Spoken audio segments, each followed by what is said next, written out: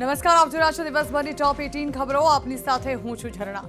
દ્વારકામાં છેલ્લા કેટલાક કલાકથી ધોધમાર વરસાદ વરસી રહ્યો છે અને ભારે વરસાદ સાથે ઠેર ઠેર વીજળી પડવાના પણ બનાવ સામે આવ્યા છે. ત્યારે દ્વારકાધીશ મંદિર પર પણ વીજળી પડવાની ઘટના કેમેરામાં કેદ થઈ ગઈ. વીજળી પડતા મંદિર પરની ધજા ક્ષતિગ્રસ્ત થઈ હતી.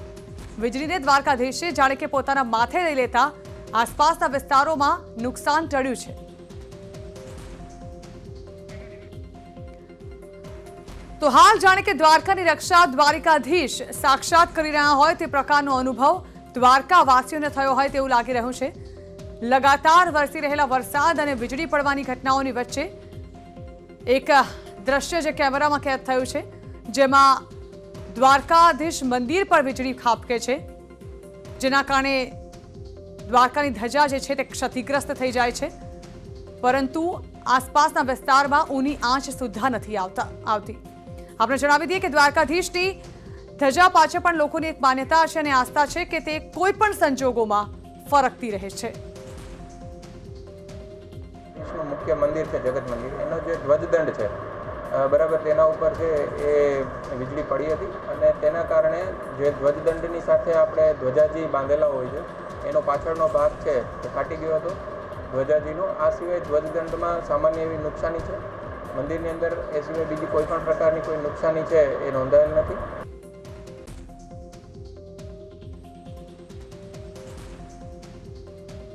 તો દ્વારકામાં ધોધમાર વરસાદને પગલે ચાર તરફ પાણી ભરાયા છે. વરસાદના પગલે દ્વારકાના 56 સીડી તેમજ ગોમતી ઘાટના પગથિયે સુંદર ઝરણા સમાન દ્રશ્ય સર્જાયા છે. ભારે વરસાદના પગલે દ્વારકાના ગોમતી ઘાટમાં યાત્રિકો નાહવા ઉમટ્યા. વિરામ બાદ ફરી મેઘમહેર શરૂ થતા ખેડૂતો સાથે લોકો પણ ખુશખુશાલ થયા છે.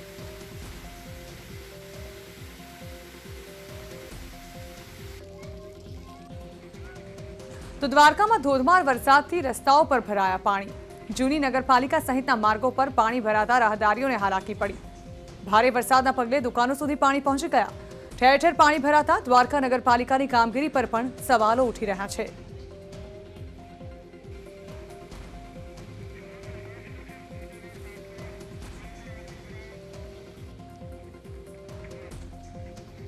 તો દ્વારકાના ભાટિયામાં ધોધમાર વરસાદના પગલે ભોગાત ભાટિયા માર્ગ પર પાણી ફરી વળ્યા. વાહન ચાલકોને અવરજવરમાં મુશ્કેલી પડી રહી છે. 3 ઇંચથી વધુ વરસાદ ખાબકતા ચારે તરફ માર્ગો પર ધસમસતા પૂર વહેવા લાગ્યા. માત્ર 2 કલાકમાં ભારે વરસાદ પડતા ચારે તરફ પાણી જોવા મળ્યું. એક બાજુ ભારે વરસાદને પગલે ખેડૂતોમાં ખુશીનો માહોલ હતો, તો બીજી બાજુ ભાટિયા ભોગાત માર્ગ પર પાણી ફરી વળ્યા.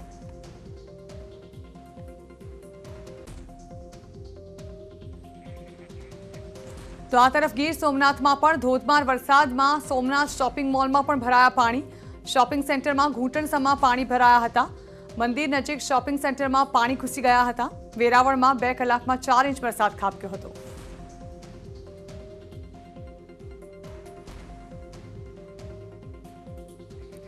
તો આ તરફ ગીર સોમનાથથી દેવકા નદીમાં પૂર આવ્યું. ગણતરીના કલાકોમાં વરસ્યો છે અહીં નોંધપાત્ર વરસાદ. સિઝનમાં પહેલીવાર નદીમાં પૂર આવ્યું. સમગ્ર પંથકમાં વરસ્યો ધોધમાર વરસાદ.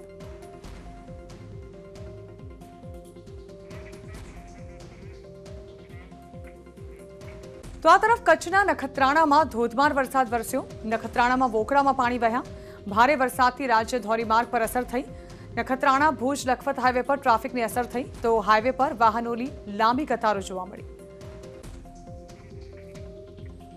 તો કચ્છના નખત્રાણામાં ધોધમાર વરસાદ વરસ્યો અને ત્યારબાદ જે દ્રશ્યો સામે આવ્યા એ જાણે કે તબાહીના દ્રશ્યો હતા. આપ જોઈ રહ્યા છો કે અહીં ઘૂંટણસમાં પાણી ભરાયેલા છે. ધસમસતા પાણીના પ્રવાહની વચ્ચે લોકો ફસાયેલા છે. હાઈવે પર આ પ્રકારે પાણી ભરાતા વાહનોની લાંબી કતારો જોવા મળી હતી. પાણીનો પ્રવાહ પણ એટલો જોરદાર હતો કે અહીંથી પસાર થવું પણ ભયજનક હતું. તો આ તરફ દિવસ દરમિયાન રાજ્યના 88 તાલુકામાં વરસાદ વરસ્યો. વેરાવળમાં 6.5 ઇંચ વરસાદ પડ્યો, તો કલ્યાણપુર જૂનાગઢના માંગરોળમાં 3.3 ઇંચ વરસાદ ખાબક્યો. દ્વારકામાં 3.5 ઇંચ વરસાદ ખાબક્યો. ખંભાળિયા અને સૂત્રાપાડામાં 2.5 ઇંચ વરસાદ ખાબક્યો. કેશોદ અને પોરબંદરમાં 2.25 ઇંચ. 29 તાલુકામાં અડધાથી લઈને 1.5 ઇંચ સુધીનો વરસાદ પડ્યો.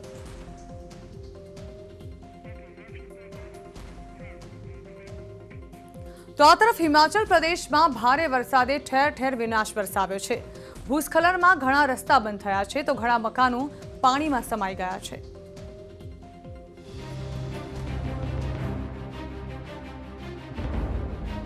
અનરાધાર વરસાદથી હિમાચલ પ્રદેશના હાલ બેહાલ છે. વાદળ ફાટતા પહાડોમાં ભારે વિનાશ વેરાયો છે. અચાનક ડેમના દરવાજા ખોલાયા હોય એવો ઘાટ સર્જાયો. પાણીના પ્રચંડ વેગ આગળ લોકો લાચાર છે.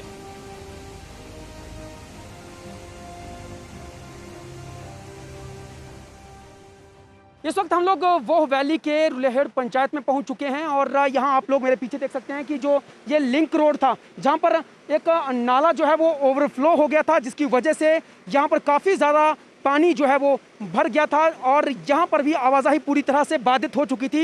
लेकिन जिस तरह से अभी आपने देखा कि किस तरह से यहाँ पर जो मशीनरी है उसके तहत जेसीबी यहाँ पर लगाकर रोड को अभी दुरुस्त किया गया है और यहीं से जो है उस जो जहाँ इंसिडेंट हुआ है, जहाँ पर ये हादसा हुआ, जहाँ लैंडस्लाइड हुआ है, वहाँ के लिए गाड़ियाँ निकालने के लिए यहाँ कड़ी मशक्कत की जा रही है. आप देख सकते हैं कि लोग जो हैं यहाँ से अब पैदल आवाजाही लोगों की हो रही है. गाड़ियां यहां से जो है वो आगे नहीं जा पा रही हैं क्योंकि वहां पर काफी ज्यादा भीड़ जो है वो हो चुकी हुई है. ધર્મશાલા અને કાંગડામાં વરસાદનું જોર ઘટ્યું છે, પણ ખરી સ્થિતિ હવે સામે આવી રહી છે. લોકોની હાલાકીનો પાર નથી. પૂરના ધસમસતા પાણીમાં વાહનો અને નદી કિનારાના મકાનો તણાઈ જતા ઘણા લોકોનું સર્વસ્વ છીનવાઈ ગયું છે. કાટમાળ સિવાય કંઈ નથી દેખાતું. ફરવા માટે આવેલા પ્રવાસીઓની સ્થિતિ પણ કફોડી છે. यहाँ पे 8 मकान जिसमें हम रह रहे थे, 8 मकान तबाह हो गए. वहाँ से दुकानें 3 दुकानें चली गई पीछे की जहाँ पे हम रह रहे थे और बाकी इधर की तो पूरी मार्केट ही चली गई है. કાંગડાની બોગોલીમાં મોડી રાત્રે નદી કાંઠે ફસાયેલા 5 લોકોનું એનડીઆરએફ દ્વારા રેસ્ક્યુ કરવામાં આવ્યું. નદીમાં વહેણ એટલું ભયાનક હતું કે એક નાનકડી ચૂક પણ જીવલેણ બની જાય.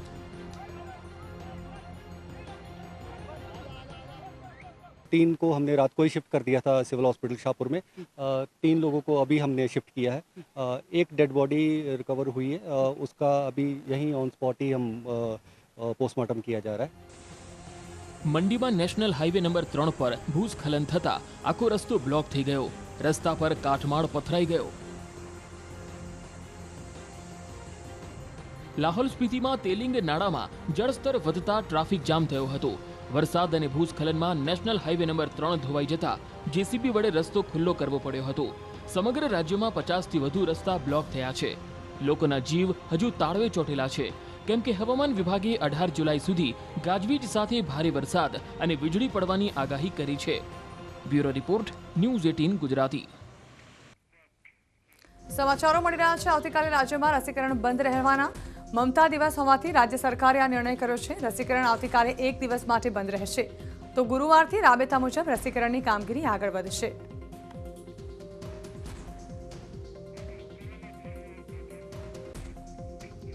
કોરોનાની ત્રીજી લહેર અંગે દેશભરમાં ચિંતા વધી રહી છે. ત્યારે પ્રધાનમંત્રીએ પ્રવાસન સ્થળો પર થતી ભીડને રોકવા લોકોને ચેતવ્યા છે. સાથે જ વેક્સિનેશન સહિત આરોગ્ય સેવાઓને લગતી વ્યવસ્થા વધારવા પર ભાર મૂક્યો છે.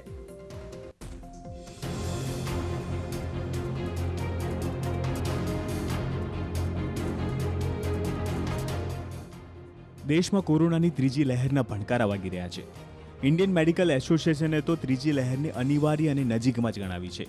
ત્યારે પ્રધાનમંત્રીએ ઉત્તર પૂર્વના રાજ્યોના મુખ્યમંત્રીઓ સાથે યોજેલી વર્ચ્યુઅલ બેઠકમાં લોકોને ત્રીજી લહેર સામે ચેતવ્યા છે. नॉर्थ ईस्ट के कुछ जिले ऐसे हैं जहां संक्रमण के मामलों में बढ़ोतरी दर्ज की जा रही है. इन संकेतों को हमें पकड़ना होगा. हमें और सतर्क रहने की जरूरत है और लोगों को भी लगातार सतर्क करते रहना पड़ेगा. કોરોનાના મોરચે સ્થિતિ સામાન્ય થતા પ્રવાસન માટે દેશભરમાં છૂટછાટ આપવામાં આવી રહી છે, જેના પગલે પ્રવાસન સ્થળો પર લોકો ઉમટી રહ્યા છે. એવામાં સોમવારે ઇન્ડિયન મેડિકલ એસોસિએશનને પ્રવાસન સ્થળો પર ભીડ રોકવા માટે સરકારને અપીલ કરી હતી. તેના બીજા જ દિવસે પ્રધાનમંત્રીએ પણ લોકોને પ્રવાસન સ્થળો પર સાવચેત રહેવા ચેતવ્યા છે. हिल स्टेशन में, मार्केट्स में बिना मास्क पहने, बिना प्रोटोकॉल का अमल किए बिना भारी भीड़ का उमड़ना, मैं समझता हूं एक चिंता का विषय है. ये ठीक नहीं है. कई बार हम ये तर्क सुनते हैं और कुछ लोग तो बड़ा सीना तान करके बोलते हैं, अरे भाई तीसरी लहर आने से पहले हम एंजॉय करना चाहते हैं. ये बात लोगों को समझाना जरूरी है कि तीसरी लहर अपने आप नहीं आएगी। ઇન્ડિયન મેડિકલ એસોસિએશનનું માનીએ તો પ્રાપ્ય વૈશ્વિક પુરાવા અને મહામારીઓના ઇતિહાસને જોતા ત્રીજી લહેર અનિવાર્ય અને નજીક જ છે. કોવિડ પ્રોટોકોલ્સના પાલન કર્યા વિના યોજાઈ રહેલા મોટા મેળાવડા સામે પણ આઈએમએએ ચિંતા વ્યક્ત કરી છે.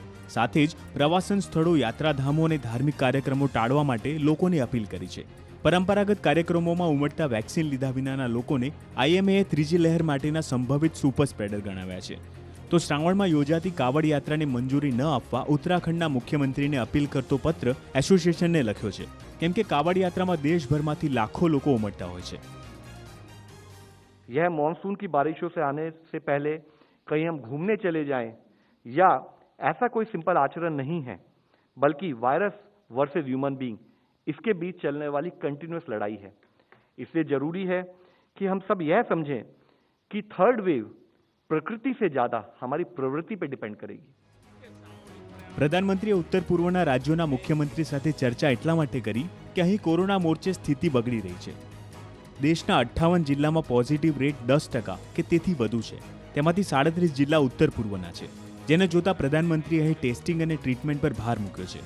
સાથે જ કોરોનાના જુદા જુદા વેરિયન્ટ માટે સાવચેત રહેવા લોકોને અપીલ કરી છે. साथियों, हमें कोरोना वायरस के हर वेरिएंट पर भी नजर रखनी होगी, क्योंकि ये बिल्कुल बहुरूपिया है, बार बार अपने रंग रूप बदल देता है और उसके कारण हमारे लिए भी चुनौतियां खड़ी करता है. સાવચેતી જાળવીને કોરોનાની ત્રીજી લહેરને ટાળવાની અપીલ કરતા પ્રધાનમંત્રીએ વેક્સિનેશનની પ્રક્રિયા ઝડપી બનાવવા માટે માઇક્રો કન્ટેનમેન્ટ ઝોન પર ભાર મૂક્યો છે.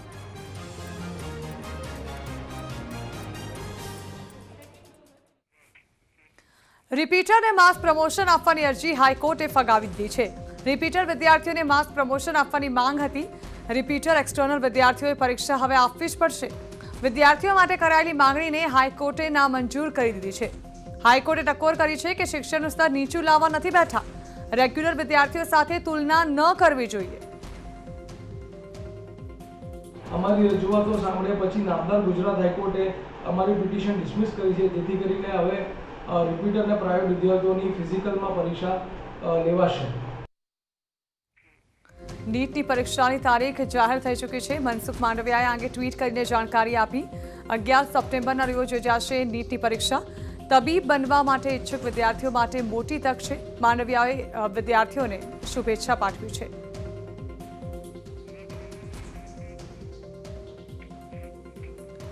પાટીદાર અને ઓબીસી સમાજે મુખ્યમંત્રી પદની માંગ કર્યા બાદ બીટીપીના ધારાસભ્ય છોટુ વસાવાએ આદિવાસી સમાજમાંથી મુખ્યમંત્રી બનાવવાની માંગ કરી હતી. ત્યારબાદ એવા અહેવાલ વહેતા થયા હતા કે ભરૂચના ભાજપના સાંસદ મનસુખ વસાવાએ પણ આદિવાસી મુખ્યમંત્રીની વાતનું સમર્થન કર્યું છે. જો કે આ અંગે સ્પષ્ટતા કરતા મનસુખ વસાવાએ કહ્યું કે આદિવાસી સીએમ હોય તે ઇચ્છનીય છે, પણ આદિવાસી જ સીએમ બનવો જોઈએ એ જરૂરી નથી. સાથે જ વસાવાએ પૂર્વ મુખ્યમંત્રી અને આદિવાસી નેતા અમરસિંહ ચૌધરીની કામગીરીને પણ વખાણી હતી. આદિવાસી સીએમ હોવો જ જોઈએ એ વાત પર સમર્થન આપ્યું નથી. આદિવાસી સીએમ હોવો જોઈએ એ વાત સાથે માનું છું, પણ આદિવાસી મુખ્યમંત્રી હોય કે આદિવાસી રાજ્યપાલ હોય કે પછી આદિવાસી રાષ્ટ્રપતિ હોય કે આદિવાસીની સ્પીકર બનાવવામાં આવે, પણ આદિવાસીઓના પ્રશ્નો, જે પ્રાણ પ્રશ્નો જે છે, જે વર્ષો સુધી જોડાયેલા પ્રશ્નો છે, એવા પ્રશ્નો કોઈ ઉકેલ્યા નહીં તો એનો કોઈ બનાવવાનો કોઈ મતલબ નથી. એ બાબત મેં કહી છે. સીએમ આદિવાસી સીએમ બનાવે. ભૂતકાળના મુખ્યમંત્રી અમરસિંહ ચૌધરી હતા, તો એને ખરેખર સમગ્ર ગુજરાતના વિકાસની સાથે સાથે આદિવાસીનો વિકાસ થાય એના પર પણ એમને ફોકસ કર્યું છે. નાયબ મુખ્યમંત્રી નીતિન પટેલે આદિવાસી મુખ્યમંત્રી માટેની માંગને સ્વાભાવિક ગણાવી. તેમણે કહ્યું કે કોઈ પણ સમુદાય પોતાનો સીએમ ઈચ્છી શકે છે. એક જાતિ સમાજ પોતાના સમાજને સરકારમાં કે અન્ય જગ્યા ઉપર મોટા હોદ્દા મળે, વધુ હોદ્દા મળે, વધુ પ્રતિષ્ઠા મળે, વધુ સત્તા મળે, એ બધા ઈચ્છતા હોય છે. એટલે દરેક જ્ઞાતિ જાતિ સમાજના કોઈ પણ વ્યક્તિ આ અંગે પોતાની ઈચ્છા વ્યક્ત કરી શકતા હોય છે. પરંતુ દરેક રાજકીય પક્ષ એ પણ પોતાની બંધારણની નીતિ પ્રમાણે અને પોતાના નિયમોથી ચાલતો હોય છે.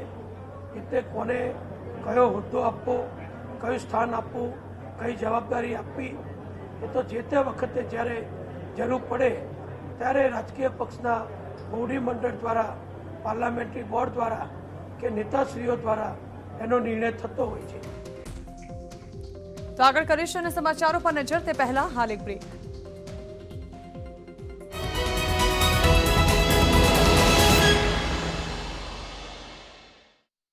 ન્યૂઝ હેડલાઇનના પ્રાયોજક પેટ સફા આયુર્વેદિક ચૂર્ણ. પેટ સફા હર રોગ દફા.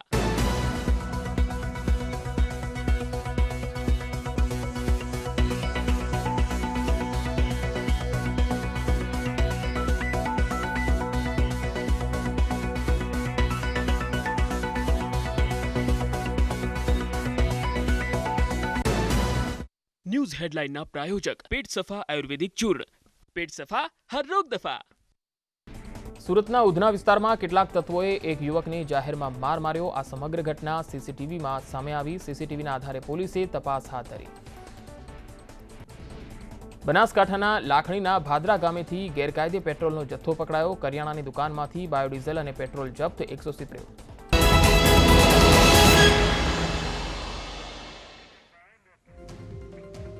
Welcome back. ગંભીર બીમારીથી પીડાતા ગીર સોમનાથના બાળક વિવાનને મદદ માટે ન્યૂઝ 18 ગુજરાતીનું અભિયાન રંગ લાવી રહ્યું છે. વિવાનની સારવાર માટે 16 કરોડ રૂપિયાની ઇન્જેક્શનની જરૂર છે, જેની સામે અત્યાર સુધી દેશભરમાંથી લોકોએ વિવાનના બેંક ખાતામાં 1,37,30,000 રૂપિયા જમા કરાવ્યા છે. 22 દિવસમાં 14,519 લોકોએ વિવાનને મદદ કરી છે. વિવાનના પિતાએ આ માટે ન્યૂઝ 18નો આભાર માન્યો છે. સાથે જ વધુ 15 કરોડ ભેગા કરવા માટે લોકોને અપીલ કરી છે.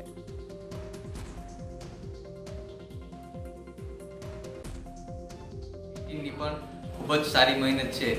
ગુજરાતી ન્યૂઝ 18એ આ માટે ઝુંબેશ ઉપાડી છે અને લોકો સુધી આ વાત પહોંચાડી છે. એ માટે હું ગુજરાતી ન્યૂઝ 18નો ખૂબ જ આભારી છું અને હજી પણ હું ગુજરાતી ન્યૂઝ 18 અને ગુજરાતના તમામ લોકોને અપીલ કરું છું કે તમે લોકો હજી પણ મદદ કરો. આ વાત હજી પણ અમુક લોકોને ખબર નથી તો એ લોકો સુધી પહોંચાડો. એ માટે હું તમામ લોકોને અપીલ કરું છું. તો આ હતા અત્યાર સુધીના તમામ ખાસ સમાચાર. વધુ સમાચાર માટે આપ જોતા રહો ન્યૂઝ 18 ગુજરાતી.